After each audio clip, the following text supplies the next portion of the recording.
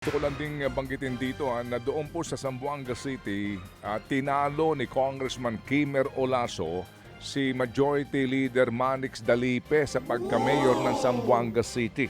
Alright, oo, ito ho ay matindi rin pong bakbakan doon sa lungsod ng Zamboanga. Kaya sa mga taga Zamboanga, bago na rin po ang inyong mayor ngayon pong June 30, si Kimer Olaso. Yung nagpanukala na firing squad daw ho ang mga magnanakaw sa gobyerno. Opo, siya ngayon ang mayor-elect ng Zamboanga City. Samantala mga kapatid, nilinaw naman po ng COMELEC na walang dagdag bawas official count para po sa nangyaring 2025 midterm elections. Kasunod po yan ang mga issues sa umani discrepancy na nakita sa partial and official results pasado alas 12 ng gabi kahapon.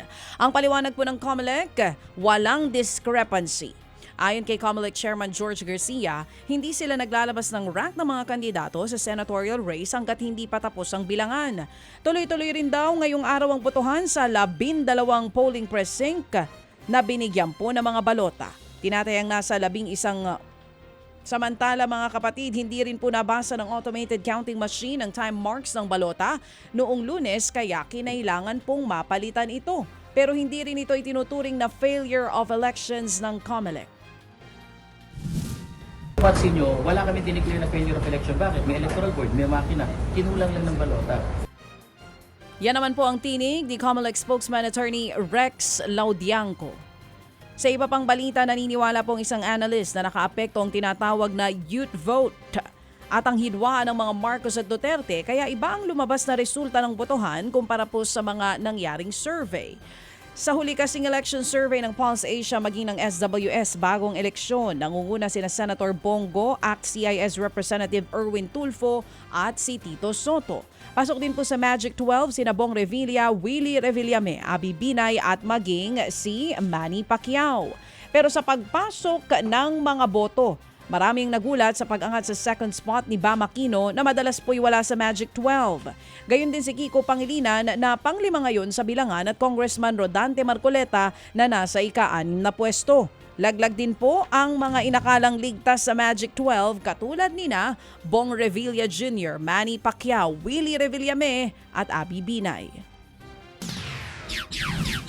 Hindi na-touch ng pre-poll surveys yung demographic segment talaga. Halimbawa itong youth votes natin, the Gen Z and the millennials that comprise a good majority of the voters, the registered voters for these elections.